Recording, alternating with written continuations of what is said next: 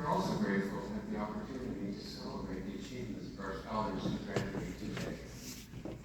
On their behalf, let us express gratitude for the support of their families and friends, and for the faculty and staff who have guided them in their pursuit of knowledge. Whatever our own traditions, let us reflect through the convocation ceremony on the many years of effort, sacrifice, and success that have brought us to this time of celebration. In Concilium Universitatis Torontonensis Vocati Sumus. Graduates, please remain standing. All guests, please be seated.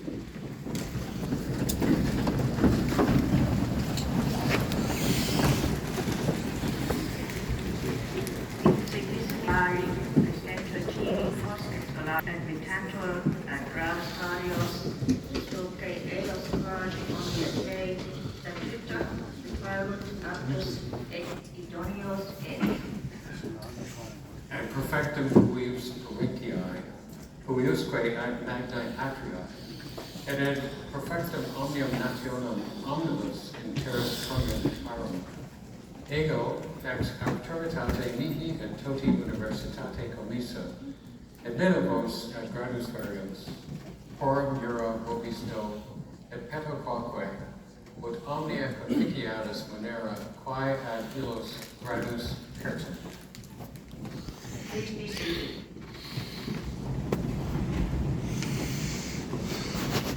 My name is Linda Johnston, and it is my great privilege to serve the University of Toronto as Vice President and Principal of the University of Toronto Scarborough. And today I have the additional privilege of assisting our President, Professor Merrick Gertler, in conducting this convocation.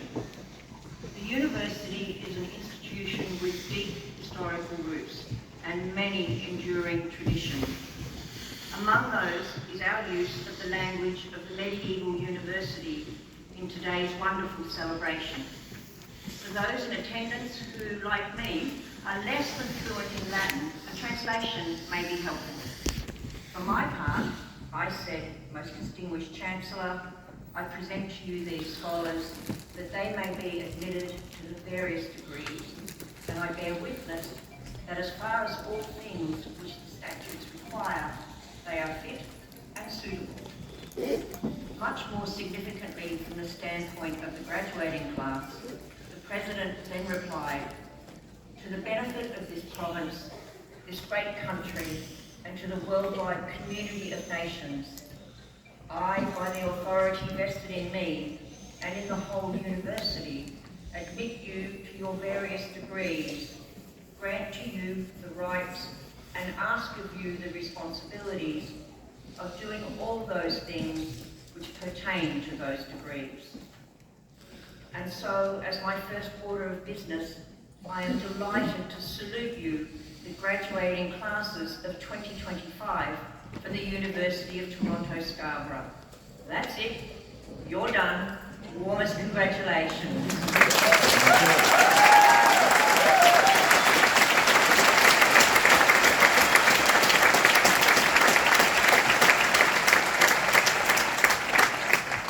I would also like to bid a warm welcome to everyone who has joined us here in historic Convocation Hall. Graduates, today the University of Toronto is formally recognising your hard work, your accomplishments, your perseverance, and this milestone. Each of you, as a member of the graduating class, is joining an exceptional family of University of Toronto alumni. U of T has a global community of over 700,000 alumni in 196 countries. They are the university's living legacy and our greatest ambassadors. U of T alumni serve in leadership roles in every corner of the globe and in every walk of life. They are prime ministers, justices, scholars, authors, community and business leaders, scientists and professionals of every description. Their endeavours have shaped the world we live in and the way we understand that world. We have no doubt that the University of Toronto's high international standing can be attributed to generations of dedicated and very talented faculty and staff members, but we also understand that this reputation foundation has been built by our alumni, a group that now includes each and every one of you. So to the graduating class, let me say thank you. Thank you for your many contributions to the university while you were a student. And thank you for what you will do as members of Canada's largest and, I believe, most distinguished alumni community. One more word of thanks is in order. I'm sure all graduates share a sense of gratitude to the friends and family members who have helped bring them to this special day. And I would ask you to join me and the platform party in thanking them with a vigorous round of applause.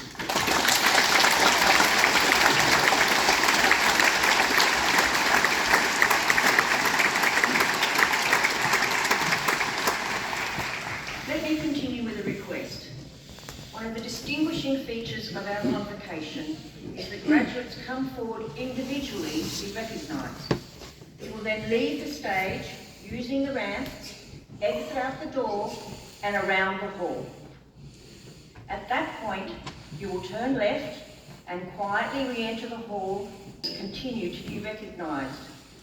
I encourage you to think of the very last person to be on stage, and I believe it will be Yu-Sing Shah. Could you stand up, Yu-Sing? So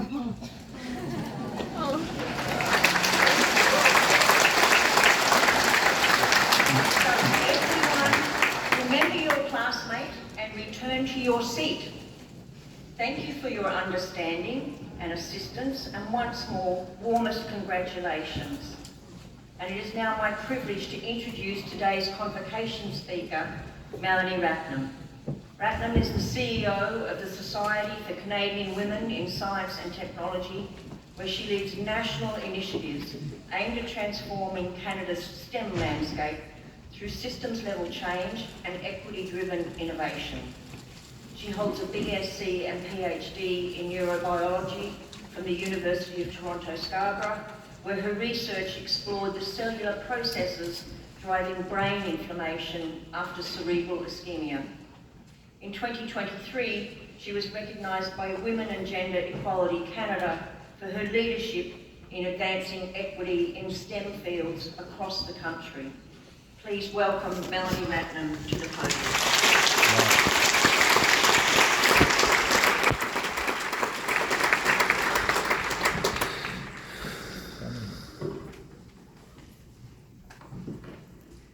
Good afternoon, graduates, families, friends, faculty, and honored guests. To the class of 2025, my heartfelt congratulations. You have arrived at a defining milestone, earned through countless late and sleepless nights, early mornings, solutions to complex questions, and more importantly, transformative learning. Today is a celebration of everything you have overcome and achieved, and everything you are now equipped to imagine and create. Your degree is not a static credential. It's actually a dynamic launch pad. And what excites me most for all of you is that you're stepping into a world where the knowledge you've acquired is going to directly shape the future of this country. Beyond labs, you're entering a world of opportunity, and your skills are going to be foundational to some of Canada's fastest growing sectors.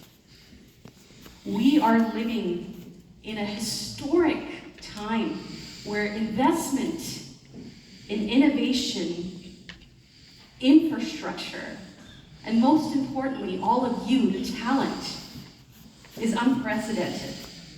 And as Canada and the world transforms, you are stepping directly into the engine room of that change. What you've learned here across the sciences and the arts intersects with technology, with policy, and with the very systems that govern our lives. And you're equipped to lead in environments where interdisciplinary thinking is not going to be optional, it's going to be expected. Today's workforce demands not only technical knowledge, but systems-level thinking that's grounded in a very strong sense of ethics. So let me offer this to you clearly. Do not box yourselves in.